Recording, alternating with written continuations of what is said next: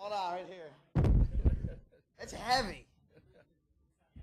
Oh no, it's not. Hold on. Paul's wearing some of it. Where were you? I missed you. Look how dry your Where are shirt your is. goggles? You didn't have goggles for me. Okay. If you want to talk to the champion now, don't Yes, sir, I believe so. Brad Keselowski has joined us, and Brad, I can congratulate you for winning that championship. And just tell us now how it feels. Feels pretty good. Feels really good. I can't believe I can't believe how everything just came together over the last. What's it been? 3 years? Has it been 3 years we've been together? 3 years Paul and I've been together. We're 2 for 3, Paul. You know that, right? I was just thinking about that. 2 for 3. That's 60. What is that? 666 average. Well, I don't want to round up there, but that's pretty good. And you know what? I feel like the best is yet to come. I really do. I feel like this team, with these 2 people sitting next to me, that we can do anything we set our mind to if we work together like we have over the last few years. I really do. And I just feel so fortunate to be where I'm at right now in life and with racing, to have guys like this around me, because you're a product of who you surround yourself by. And I'm surrounded by the best. And that's as sweet as life gets, to know that you have people around you that can make up for you when you make mistakes. Because we all make mistakes, and I make a ton of them. But I know that when I make them, I got people that got my back. So thank you, guys. Take questions now. We'll start with Jay and then go to David. Jay Busby, let's get the wireless mic, please. Not Jay Busby. Yeah, go ahead, Jay. I'm sorry. Jay Busby, Yahoo Sports. Brad, can you sum up your season in 140 characters? Well, that was going to be at 3 a.m. Oh, man, I'm almost out of characters. Let's see. Well, starting from Daytona. We obviously didn't start Daytona the way we wanted. Got caught up in a wreck. But we knew we had some speed in our cars as the middle of the season and the spring came through. We had them fuel issues. We rallied deep, found a way through them. And when the summer stretch came, we didn't have the speed we wanted through the summer. But what we did have was execution that was incredible. And I knew it right away. I remember some of them races, the spring Pocono race. You remember that, Paul, where we had them troubles on with some part on the car? And we fixed them and came back from what should have been a 30-something place day and finished like 16th. And I knew right then, those days right there, I knew that if we could do that in the chase with speed, that we could win it. And then obviously as Michigan and some of those other races unfolded and we continued to work on our car and showed the speed that we did at Chicago, I knew that we had a shot at it. And obviously winning Chicago was a huge catalyst, but once we won Chicago, I felt like we could do it. I really did. And I knew that we had the speed, so many mile and a halves in the chase, and all of them are in a way like Chicago. And I felt like at that moment that we had a group that could get the job done. David Caravello, George Diaz, Mike Embry. Go ahead, David. David Caravello, NASCAR.com. Brad, you sat in here Thursday and heard Jimmy talk over and over again about how at some point you were going to feel the weight of this race. Did that ever happen? I don't know. Did that happen, Paul? It's not fair for me to answer because I'm just going to say no. I don't feel like there was ever a part before the race where I was stressed out. I was stressed out over that yellow flag cycle at the end because obviously the right call there was probably to pit. But that's not the way it played out for us. I'm so thankful that we drove back to 15th so that I don't have to hear for the rest of my life about how if the 48 had not had them problems, he'd have won the championship. So thanks, Paul, for doing that. There were some doubts at that moment when that whole cycle was going through, and you just don't know who's on what strategy. I don't know. I'm driving a car, and I'm listening to them, and I can hear their voice, and their voice wasn't real confident. I can tell you that. So I got to rewatch the race, and then maybe I'll have doubts then. Does that count? You ever do that? You ever watch a race and that you know what happens at the end, and then you're like, no way, that can't happen. Yeah, maybe I'll have doubts then. Let's go with George. Over to the left, George, and then Mike Embry. Yeah, over here to your left, Brad. George Diaz, Orlando Sentinel. Did you have, after Jimmy had that problem, did you have that kind of exhale moment where you figured, hey, I got this type, just describe your emotions when you I found didn't out know Jimmy. what kind of problem he had. I knew he had a loose lug nut, but, Yell comes out, he's right back in the game. So that was to the extent that I knew.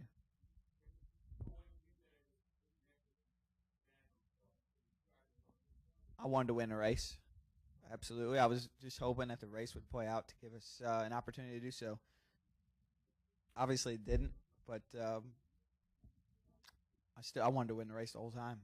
And I don't really enjoy watching hardships happen to my competitors. I don't enjoy that. In fact, I hate that. I want to beat them on the racetrack. I want to beat them by being the best that we can be and out-executing them and winning on the racetrack. And I don't enjoy at all watching things happen to my competitors that take them out like that. So I can tell you that I wasn't cheering. How about that? Mike Embry. Brad, do you have any kind of estimate on how much of your sponsor's product you had consumed when you did that TV spot? I don't know. We got to guess? Well, I did have a big cup. You're right. Someone took it from me. They did. Before you came in here, we took it from Yeah. I'm going to get it back tonight.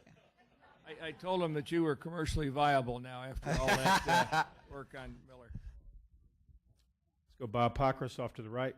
Get him the wireless, please. And then we'll go to Greg.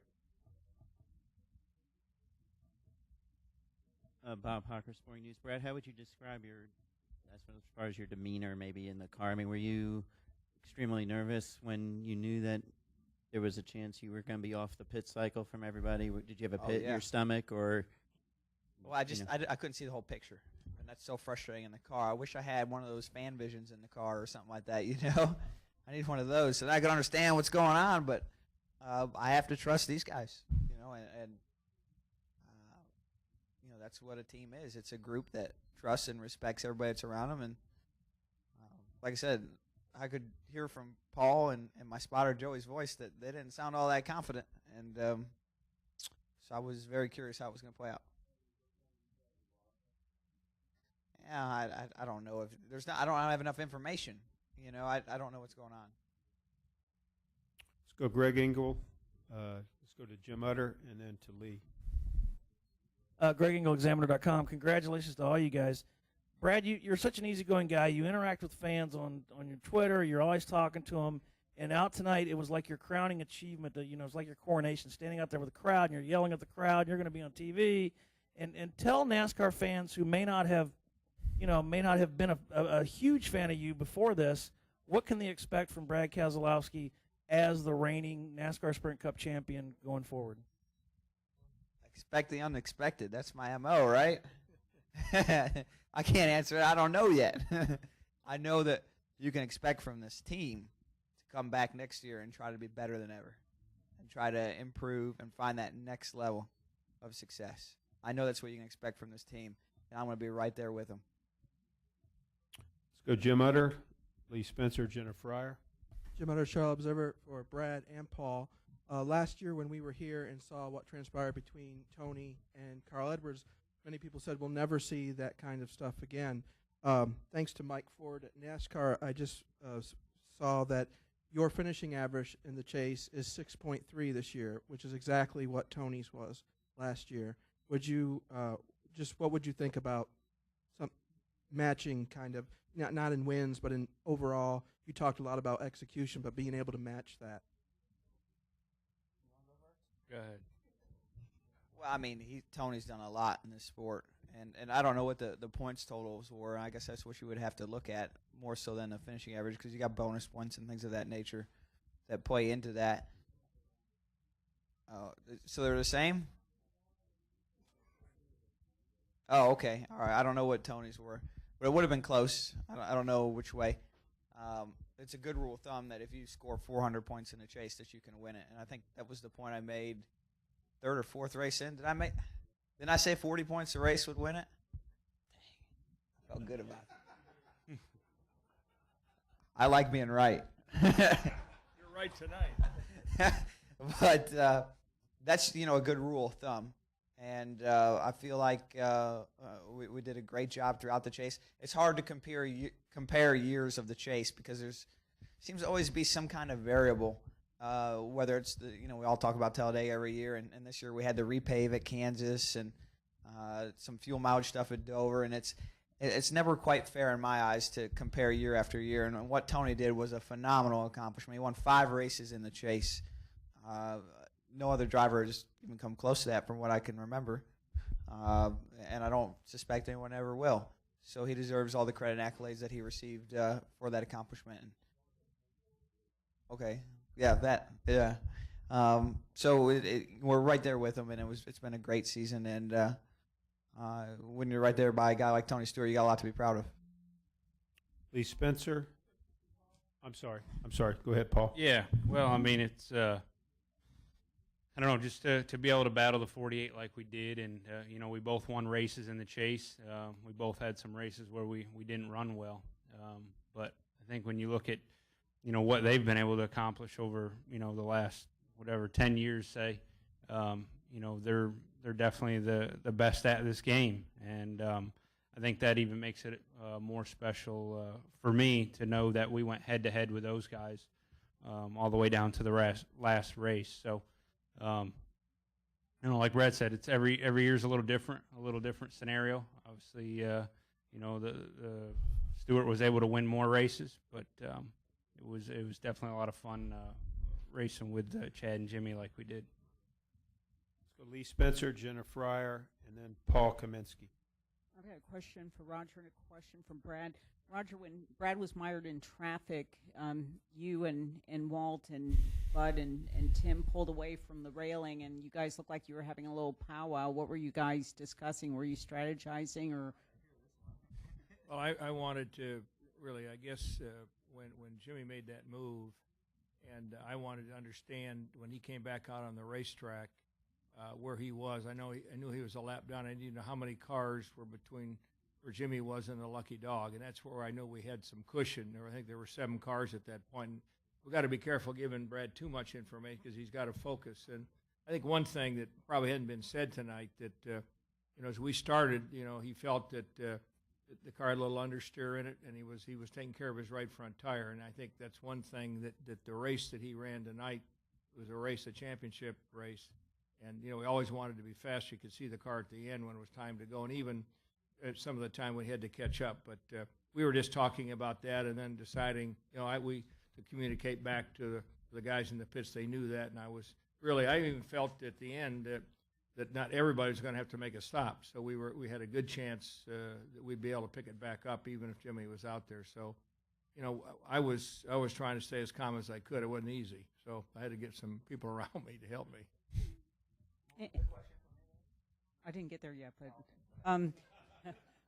Joey said something to you on the radio, which I found curious. He said, "All I can remember is what part of he doesn't have any brakes. Don't you understand?" Oh, I gotta tell this story. Oh, this is a great story. You've never heard this one, Roger. I'm anxious. Joey is my spotter. Joey Meyer, 2Spotter on Twitter if you want to follow him. And the first time I worked with him was it was the first couple of races I worked. I'm not going to say it was the first time. It was really close to the first time. I was at Charlotte in 2007 in the spring race, and my dad was crew chiefing. And we were driving, I was driving, I should say, this car for this guy out of Kentucky, and it was really underfunded, and we made the show. And keep in mind, 2007 was a really tough year to make the nationwide races with all the double-duty cars and so forth. And we made the show, and it was great, and it was everything I could have dreamed of. And, it was just when I was starting to break in. And so Joey's alluding to that because we were together as we were breaking in, or he'd already been as part of the sport, but I was breaking in with him. And that's when our relationship really started. And so anyway, in this race, there's 2 parts to this story. We changed our right front spring once in practice, and Paul will appreciate this because he's a crew chief and a car guy. But in order to put a right front spring in, you got to lower the suspension down, and these cars have brake lines in them. and it's flexible brake line, but these the way the spring went in, the brake line was too short and it broke. So we changed the spring and I went out on the track. And about that time, the yellow came out for practice. Somebody wrecked, and it was right at the end of practice. And so practice got canceled right there. But I was already out on the line. And for those of you that have been to Charlotte and know how that works, at the end of nationwide practice, Cup qualifying begins. And so for whatever reason, I don't remember exactly why, instead of doing a lap around the track and return to the garage, everybody did like this half lap backwards down that quarter-mile track they have at Charlotte. Well, I didn't realize I didn't have any brakes. So we grabbed like second or third gear. We're going like 65 mile an hour backwards around this racetrack. And I make this right-hander into the quarter mile.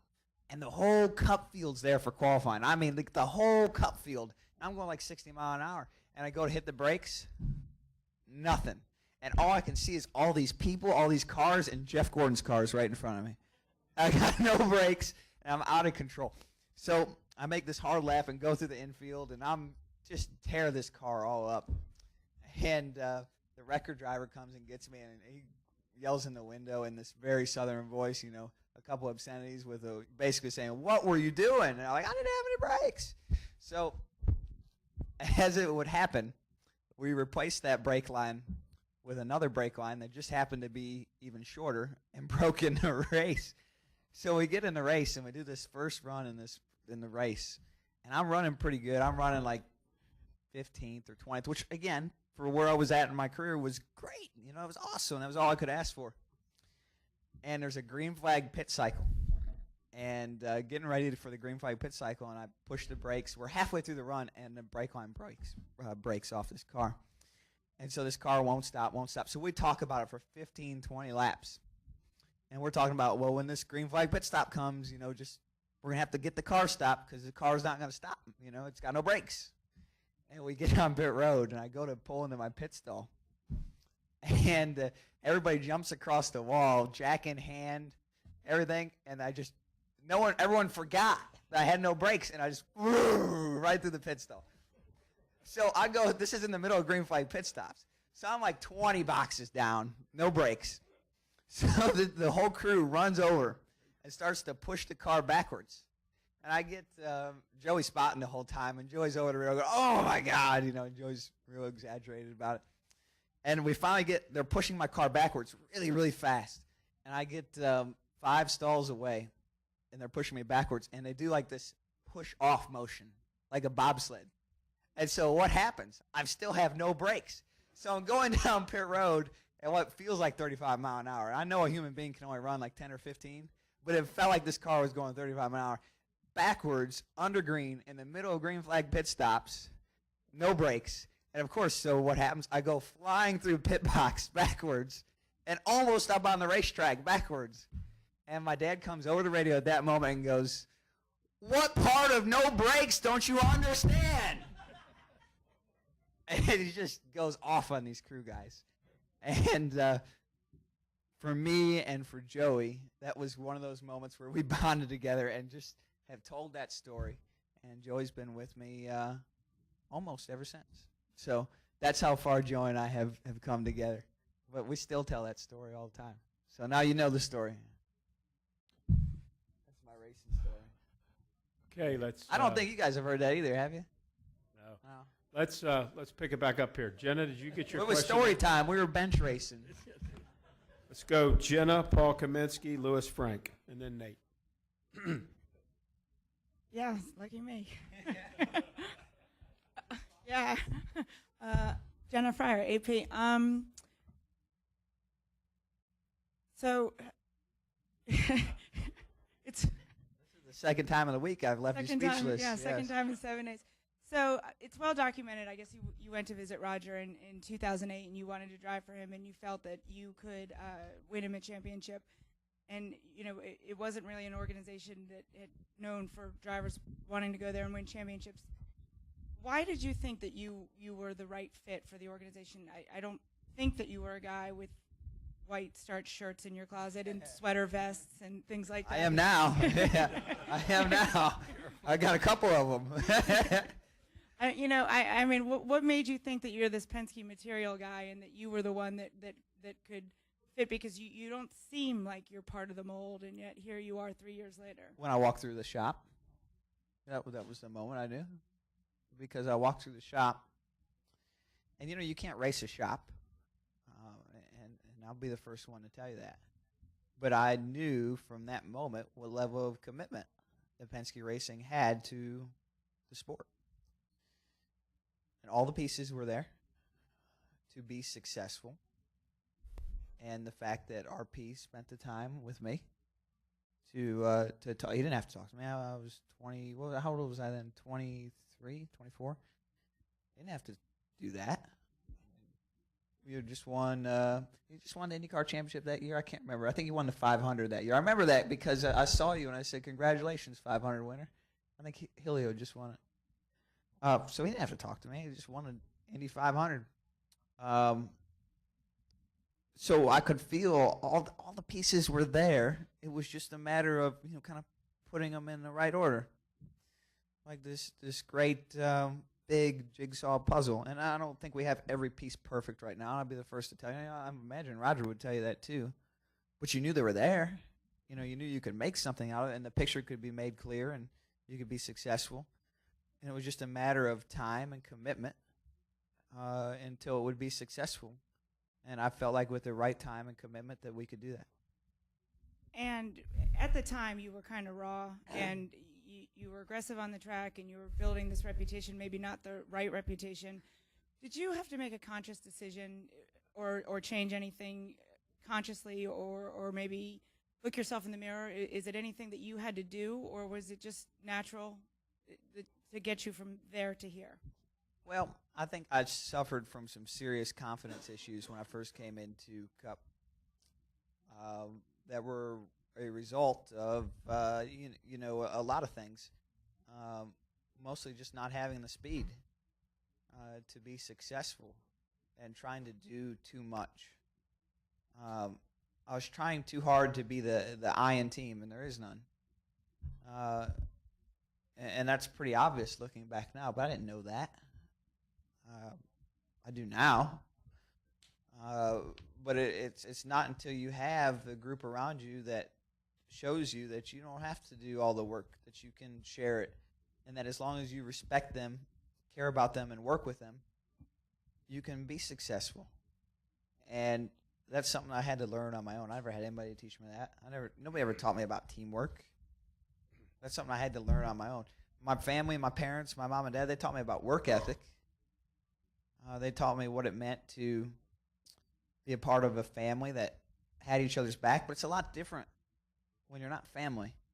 It's a lot different when you walk into a group. What are we, like 390 employees now? 350, somewhere in there? I'm not related to any of them. So that I know of, yeah. He is now. I am now. So it's completely different trying to motivate somebody that you're not related to, whose livelihood doesn't depend necessarily on your success. To some extent it does, and so from that standpoint, I didn't understand teamwork. And growing up and being a part of the sport and being around people like Paul and Roger taught me how important that is. And I think that's been most influential to my success over the past 3 years. Let's go to Paul, Lewis, and Nate. Brad, it's Paul Kaminsky, CBS News.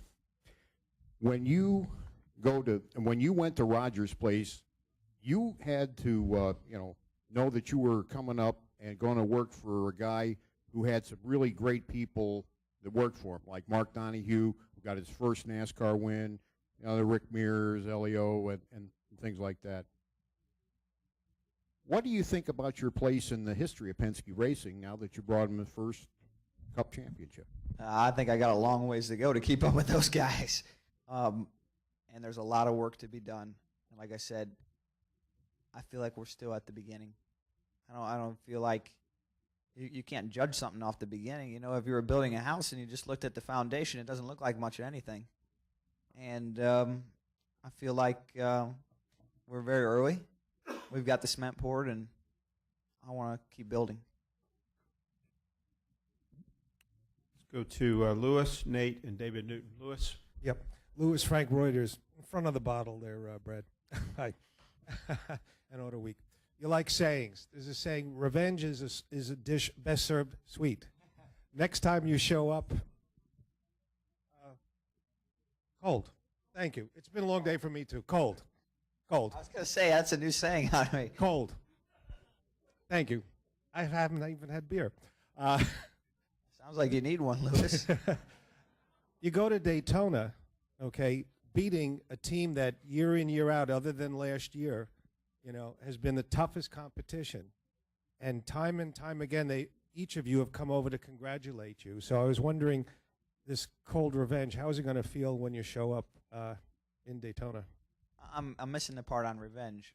You mean the revenge here of some criticism that you were upset with last week? Oh, okay.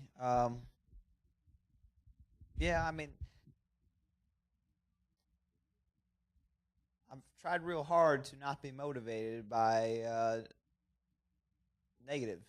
I don't think that's healthy. Not long term. Short term, it can create a fire that can roar beyond your wildest dreams. But the problem with that fire is that it burns yourself down in the process. You can't be successful with that. And I've tried really hard to not be motivated by hatred, revenge, or any of those things. And I think as a group we've done a good job of not doing that. So there was no part of me that took any celebration in proving that part wrong today, or maybe it will be different tomorrow. I don't assume it will. What I take pride in is the group of guys who joined Penske Racing in 2010, starting with Paul. And I look at the car chief, Jerry Kelly. I look at a guy like Brian Wilson, who's my engineer, head engineer, whose career was really on the ropes before 2010. And I look at those three people as being three of the key players that together, I don't know where we'd have been apart. I don't know. I can't imagine it would have been this successful. Maybe I'm wrong.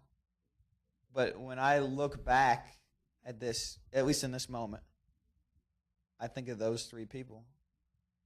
And I think how proud I am to be a part of taking them from the unknown, because I was right there with them, to where we're at today. And obviously, I look at RP as being a piece of that as well, and doing something that nobody else has ever done with Roger, which is something very special.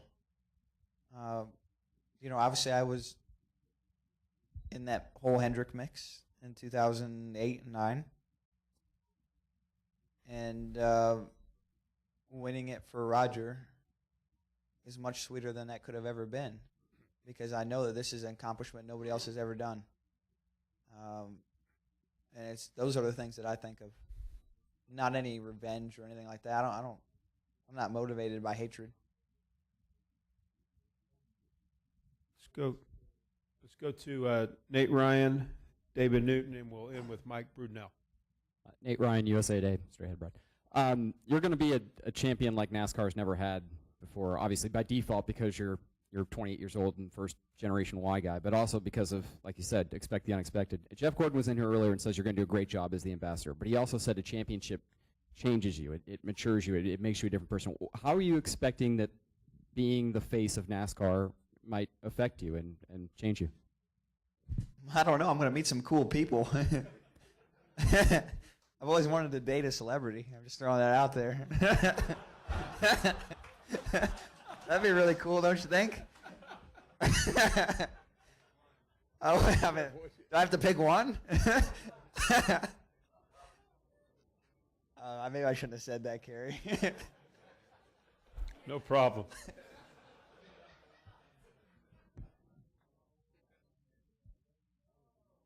Not a Kardashian. I'm just throwing that out there.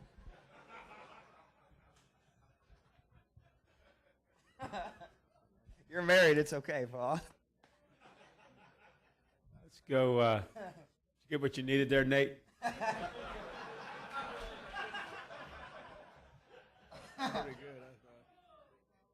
Let's go, David Newton, and we'll end with the Michigan man, Mike Brunell.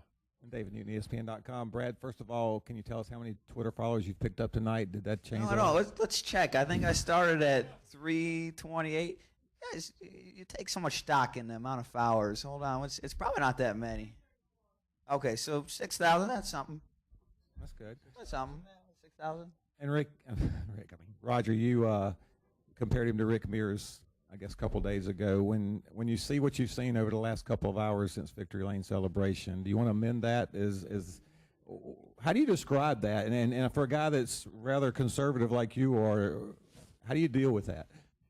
Well, maybe I act conservative, but I like to have a little fun too. And I think that the NASCAR championship, the driver, we kind of give him a little wider path, and he's certainly taken it side to side. So I think it's all good. Off to the left, we'll have our final question from Mike Brunell. To both you guys, Roger and Brad, the folks back in Detroit, I know, are really proud of both of you and would probably like to have a beer with you, Brad, for sure. What do you say to them? It's been tough up there, and champions have been rare in recent years. Are you taking that one, Roger? Well, both. This is for both of you. Oh, for both of me? Wow, what do I say to them? Oh, I don't know what to say. I at some level, you hope it somewhat speaks for itself. That if you work hard enough, long enough, that things will find a way to happen. And I'm proud to have accomplished this goal with another guy that takes the community in that area so seriously. I know RP does. I think we all know that. And that makes it that much sweeter. But I don't know what to say to them or to anyone in that area. I just hope that it speaks to them and that it helps them find happiness. Mike, obviously, my commitment to, downtown Detroit started with the Super Bowl back in 2006 and spent 5 years getting ready. And it was interesting. We had a great Super Bowl, and I got to know a lot about the city.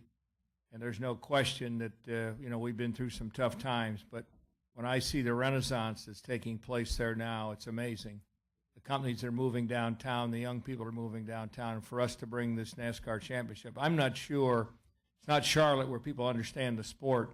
They understand the stick and ball sports in Detroit. They've had great hockey teams. The Lions have done better than the Pistons at some point. But to me, to bring home this championship, I would have to say, in my words, it's like bringing the Super Bowl, to Detroit, with this young man winning in Michigan and being from the Detroit area. So, hopefully he'll get his due and what he deserves for being this great champion, and I'm just glad to be part of it myself. Congratulations go out to number 2, Miller Lite Dodge, driver Brad Keselowski, crew chief Paul Wolf, and owner Roger Penske. Well deserved, and I think we're going to have some fun with this championship team. Thank you. Can't wait to see you guys in Vegas.